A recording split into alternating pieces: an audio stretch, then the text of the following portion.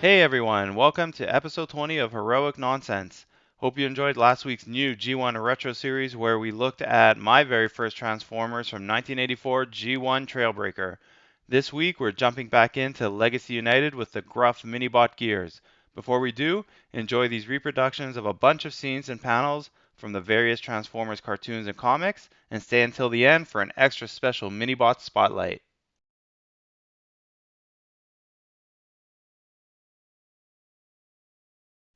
Here's the little but big in spirit Gears in all his G1 glory. Yes, this is Gears based off of his G1 cartoon self as well as his original 1984 Minibot toy. For fans of the Minibots from that era, he is fantastic. A complete, faithful representation of the G1 character right down to his colors and extremely unique head. One thing you guys will for sure notice is that he doesn't have any gaps, which is great for this type of figure. He perfectly fits in with his other brothers in arms from the Ark, crashing to Earth. So, if you enjoy this style of G1 Transformers, I highly recommend getting him.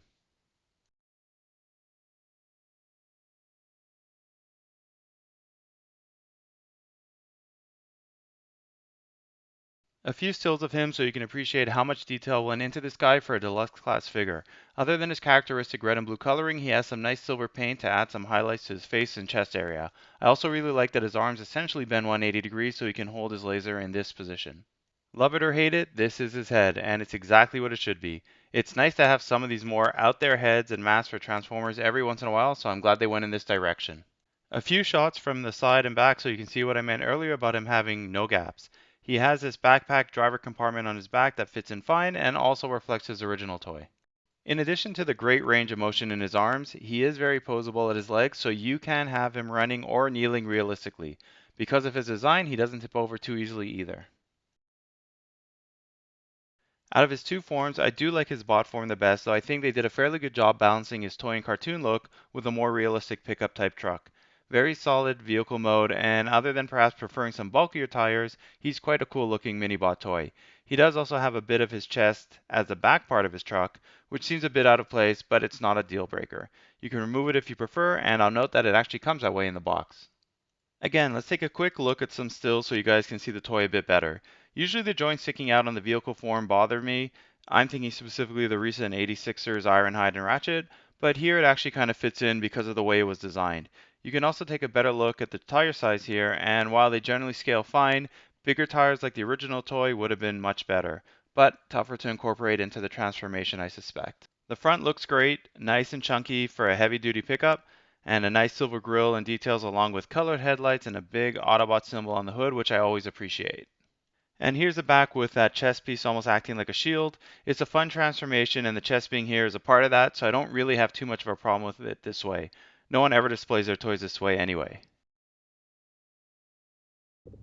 On to the transformation. So we're going to grab this little guy and open up his chest by pulling it down like this, where his tires are hidden. We'll just open them up 90 degrees. And then we will take his arms, which swivel in like this 180 degrees, so you can just fold them in. They fit perfectly in his open chest. And like I said earlier, is one of the reasons he can hold his laser up in that kind of upwards position. And now we'll grab the back part, open it up, and then again open up his wheels 90 degrees. And we'll just pull that down over his head. That fits in nice and snug. We'll go back to the legs here, open up the bottom portions like so, and then we're going to see these little slots here. We're just going to push it right in. Clicks in pretty tightly. Same for this one. And we're almost done. So now all we have to do is open up his chest this way. So this is the second part of his chest. Push it up, click it in, and there you have it. Gears ready to roll out. On to the comparisons, which doubles a bit as some good ideas for displaying gears. Well, we'll start of course with his G1 Minibot mates from the most recent Transformers lines, and you can see how well they all scale together in bot form. However, we can't leave the other G1 Minibots out, so let's throw Pipes, Warpath, and Beachcomber into the mix. I believe these are all of the most recent G1 reproductions as far as characters go that are currently out, but correct me if I'm wrong in the comments section.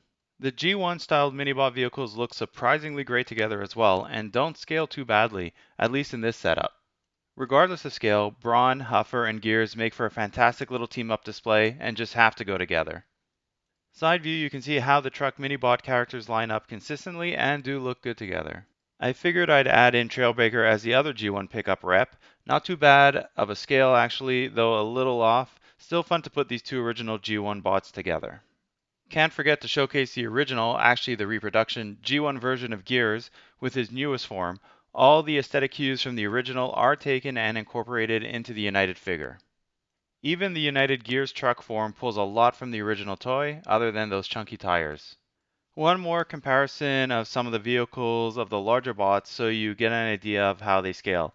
I chose this group specifically because they all kind of have their own specific sizes in the line.